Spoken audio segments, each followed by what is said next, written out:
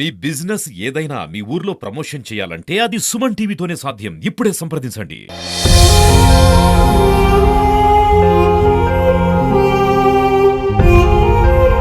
నా బిడ్డ పెద్ద పండుగకి రాలేదు, క్రిస్మస్ పండుగకి రాలేదు, నాకు లేకుండా పోయింది. Welcome to Suman TV. ఈరోజు మనం సింగరాయకొండ మండలం శానంపూడి గ్రామంలో ఎస్సీ కాలనీలో ఉన్నాం. అయితే ఇక్కడ ఒక మహిళ తగరం అమూల్య అనేటువంటి రీసెంట్ గా మ్యారేజ్ అయింది. ఒక 40 రోజుల క్రితం ఆ అమ్మాయి ఉరేసుకొని చనిపోయింది. అది ఎందుకు చనిపోయింది, ఏ కారణంతో చనిపోయింది అనేటువంటిది ఎవరికి అర్థం కావట్లేదు.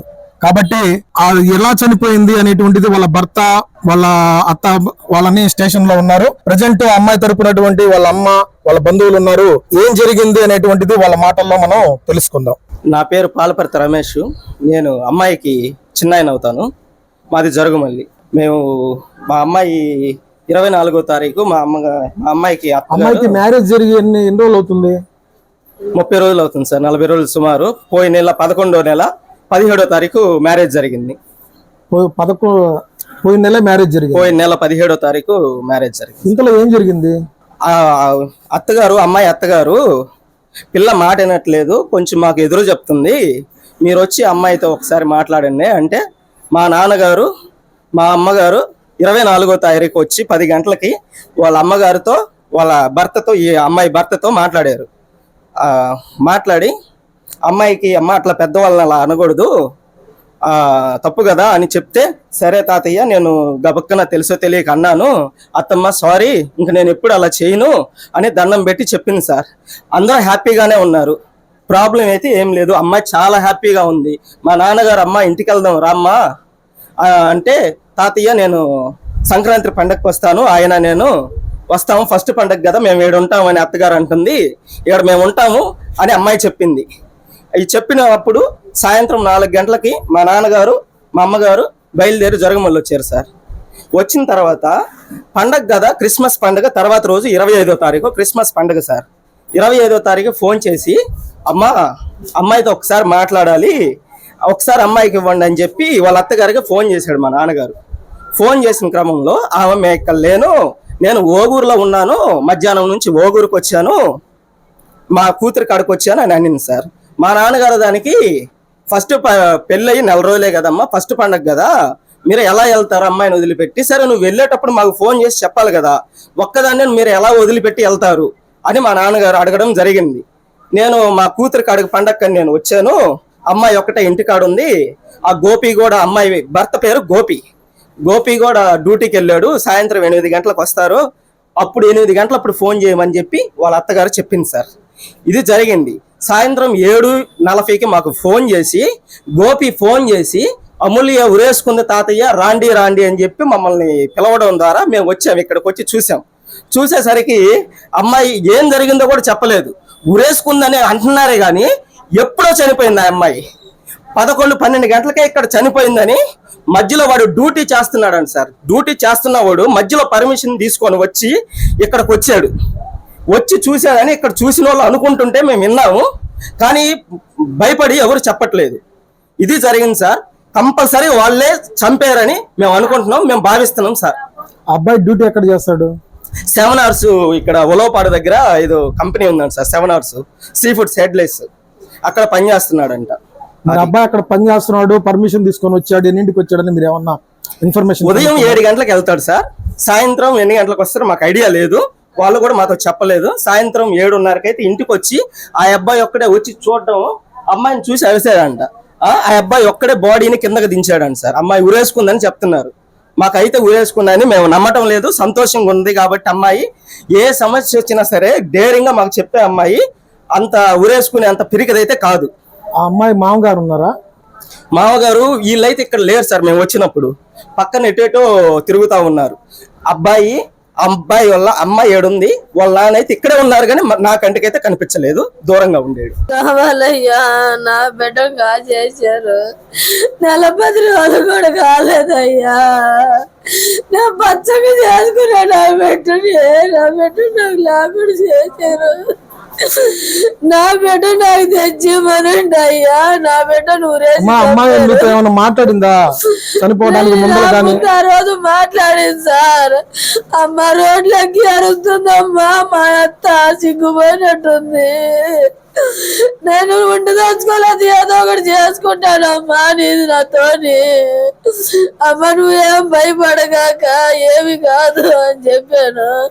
నా పానం ఎట్లా ఉందమ్మా, నన్ను ఎవరు లెక్క చేయట్లేదు, నన్ను వీళ్ళేదో చేసేటట్టుగా ఉండరమ్మా, మనశ్శాంతి లేకుండా చేస్తున్నారు, కడుపు నిండా ముద్ద కూడా సరిగ్గా తినట్లేదు అని చెప్పారు.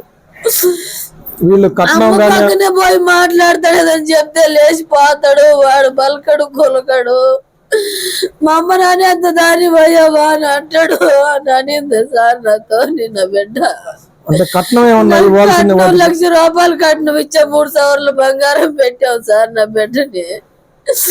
నా బిడ్డ నాకు లేకుండా చేశారు. అప్పటికి మా అత్త మామూలు కూడా పంపించాను. క్రిస్మస్ పండగకి రండమ్మా అంటే మా ఆయనకి సెలవు లేదమ్మా, పెద్ద పండగ కొత్తంలే అని.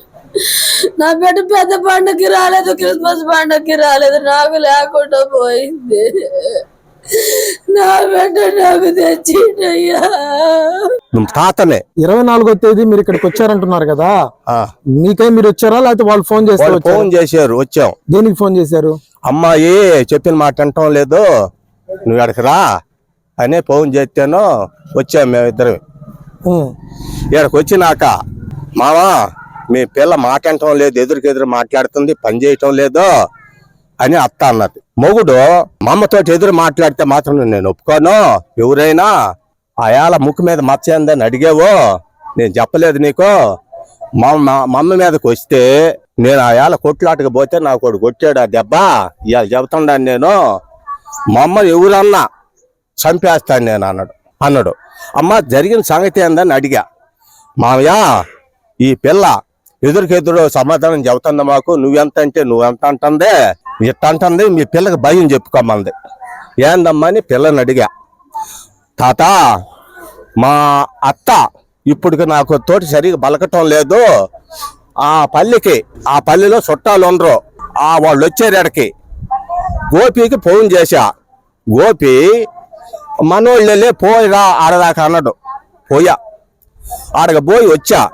ఇక నా మీద ఏజం పెట్టుకొని మత్త నాతోటి పలకల అని అంద అమ్మాయి. అప్పుడు నేను అడిగితేనే మావా నేను పెద్దదాన్నే, మా ఆయన్ని కానీ నన్ను కానీ అడిగి పోవాలా, మేము వద్దంటే ఊరు కావాలా, ఎందుకు పోయింది అని అంది. అమ్మ గోపి పంపాడు అంట కదా అని అన్న. గోపి పెద్దోడు మేమా అని అంది. ఇదయ్యా జరిగింది, నేను రామ్మా ఊరికి పోదామన్నా. తాత ఈ పండక్కి పంపనంటుండ్రు అత్త మామ, పెద్ద పండక్కి వచ్చి గుడ్డలు పెట్టించుకొని వస్తాం తాత అని అంది. ఏందని అడిగితే సరిపోండి మేము బాగానే చూసుకుంటామని చెప్పారు వాళ్ళు. తెల్లారి ఫోన్ చేసే మధ్యాహ్నం నేను ఓ ఊర్లో నేను ఇంటికాడ లేను, సాయంత్రం 8 గంటలప్పుడు ఫోన్ చెయ్యి, గోపికి చెయ్యి మాట్లాడతాడని చెప్పారు. ఇక నువ్వు ఎందుకు వచ్చామ్మా ఓగూరు, పిల్లని వదిలిపెట్టి ఎట్టొచ్చావు, నువ్వు కొత్తగా పెళ్ళైన పిల్ల ఎట్ట వదిలిపెట్టి వచ్చావు అని అన్న. వాళ్ళు బాగానే ఉన్నారులే మావా, నువ్వు 8 గంటలకు చేయమంది. 8 గంటలకే ఫోన్ వచ్చింది నాకు, చచ్చిపోయిందే పిల్ల రమ్మని. చచ్చిపోయిందని వాళ్ళు నిర్ధారణ చేశారు, ఎక్కడికన్నా హాస్పిటల్ తీసుకెళ్లారా? తీసుకుపోలా, మరి చచ్చిపోయిందని చెప్పే పిల్లకి బాగులేదు రమ్మని చెప్పారు. మేము అంతా కదిలే ఏం జరిగింది ఏందని అడిగాం. వాడు కూడా పక్కన తీసుకొని వాడు చెప్పకుండా పక్కనోడు మీరు రండి పెద్ద అయినా అంటున్నాడు. ఆ గోపైన చేసుకున్న మొగుడు తాత పిల్ల పలకలేదు, హాస్పిటల్ తీసుకొని పోవాలి తాత అంటున్నాడు. ఈ సందర్భంలో లాక్కొని తాత మీరు రండి అసలు ఎక్కడికి వచ్చినాక మాట్లాడదామని అన్నాడు. ఇక నాతో వచ్చేసాం మేము. జరిగిన సంగతి వచ్చిన తర్వాత వాళ్ళు ఉన్నారా? వాళ్ళు లేరు. ఆ అబ్బాయి గోపి ఉన్నాడు. నేను నన్ను పండేసింది తీసి ఈమెమో అత్తేమో ఏడుస్తా ఉంది, ఓగూరు నుంచి వచ్చాను నేను అని. ఉరి చేసుకుందని చెప్పలేదు, చచ్చిపోయింది పిల్లని చెబుతాను. అప్పుడు వాళ్ళ మామ ఆడున్నాడు. వాళ్ళ మామ అసలు మాకు అగపడినేలే. తర్వాత వచ్చారు పోలీసులు తీసుకొని వస్తే అప్పుడు వచ్చాడు. తాంకుండా పోయి మాకు అగపడలా. ఆ అమ్మాయి మీ ఊరికి కానీ మళ్ళీ ఏమన్నా వచ్చిందా? 40 రోజులు 40 రోజుల్లో ఎన్నిసార్లు వచ్చింది? ఒకసారి వచ్చింది సార్. వాడు తీసుకుపోయాం. అంటే వచ్చిన క్రమంలో వాళ్ళు మంచి చెడ్డలు కొత్తగా పెళ్ళైన వాళ్ళు కదా ఇక్కడ ఎట్టుంటారు ఏందనేది అలా తెలుసుకునేటప్పుడు నీతో ఏమన్నా మాట్లాడటం జరిగింది అమ్మాయి? అమ్మాయి బాగానే ఉంటున్నావు నాయనమ్మ అని చెప్పింది ఫస్ట్. చెప్పి మళ్ళీ ఆడ నుంచి 7 రోజులకి ఎడకొచ్చారు. ఎడకొచ్చినాక అప్పుడు మళ్ళీ ఫోన్ చేసింది. నాయనమ్మ నువ్వు అనుకుంటున్నా అంత మంచివాడేం కాదు నాయనమ్మ గోపి, నాకు భయం వేస్తుంది నాయనమ్మ అనింది. మా వాడు ప్రార్థన చేస్తున్నాడు, మంచి బిడ్డ అమ్మ, నువ్వు కూడా జాగ్రత్తగా ఉండని నేను చెప్తానే ఉన్నా. నువ్వు నన్ను అర్థం చేసుకోండి, నేను అనుకున్నంత మంచివాడు కాదమ్మా, వాళ్ళు మా అమ్మని చూసినా వాడిని చూసినా నాకు భయం వేస్తుందని చెప్పి ఏడ్చింది. అదే జరిగింది. నిన్న వచ్చిన రోజు ఆయనే మాట్లాడాడు. మా అమ్మని ఎవరైనా ఏదన్నా అన్నారంటే వాళ్ళని కొట్టడం కానీ చంపేయటం కానీ జరుగుద్దని నేను చెప్పాడు. అది లాస్ట్ మాట అది. నేను పాదం రామ్మ ఇంటికి పాదం రామ్మ అంటే నాయనమ్మ నేను పెద్ద పండుగకు వస్తాను, నాన్న వాళ్ళు వస్తారు, నేను పెద్ద పండుగకు వస్తానే, నేను రానులేపోయానిందయ్యా. ఇంకా అది జరిగింది, మేము వెళ్ళిపోయాము. ఇప్పుడు ఈ అమ్మాయి చనిపోయిన అమ్మాయికి నువ్వేమన్నా బంధువా? మేము బంధువులు ఏం కాదు, మరి ఉంటాం, ఒక బజార్లో ఉంటావు. ఏందమ్మా అమ్మాయి ఎట్లాగుండేది, వాళ్ళ కుటుంబం ఎట్లాగుండేది? వాళ్ళ కుటుంబం మంచిదేం సారు, వాళ్ళ కుటుంబం మంచిదే. వాడు పిల్లల్ని కూడా బాగా జాక్కున్నాడు, ఒక కొడుకు ఒక కూతురు పిల్లల్ని బాగా జాక్కున్నాడు. వాళ్ళ కుటుంబం మంచిదే. అంటే అమ్మాయి చిన్నప్పటి నుంచి చూసారా మీరు అమ్మాయిని? మరి అమ్మాయి కసురుకోవడం గానీ ఏదైనా మాట్లాడితే వాళ్ళ అమ్మ నాన్న తిట్టడం గానీ అలాంటి లేదు లేదు. పిల్లల్ని బాగా జాక్కుంటారు, వాళ్ళు బడికి పోతారు, కాలేజీకి పోతారు, బాగా చదివించుకుంటారు, బాగుంటారు. అమ్మాయి ఇష్టపూర్వకంగానే జరిగిందా పెళ్లి? ఇష్టపూర్వకంగానే జరిగింది. అంటే మీరు బంధువులు కాదు కదా దాని గురించి? కాదు, ఇష్టపూర్వకంగానే. అడగకుండా ఇప్పుడు ఆడపిల్లని అడగకుండా ఎవరు చేయరుగా, తల్లిదండ్రులైనా ఎవరేం చేయరుగా, ఇష్టం అంటేనే చేసేది. మేము పోతాంగా, చుట్టుపక్కల వాళ్ళం కూడా పోతాంగా, నలుగులు పెట్టేటప్పుడు దేనికైనా పోతాను, వచ్చినప్పుడు దేనికైనా పోతాం ఇళ్ళ పక్కన. ఇష్టం అయితేనే అడుగుతాంగా ఎవరినైనా, నీకు ఇష్టమా కాదని అడుగుతాంగా. ఇష్టమనే చెప్తేనే చేసేది, ఇష్టం అని చెప్పింది చేశారు.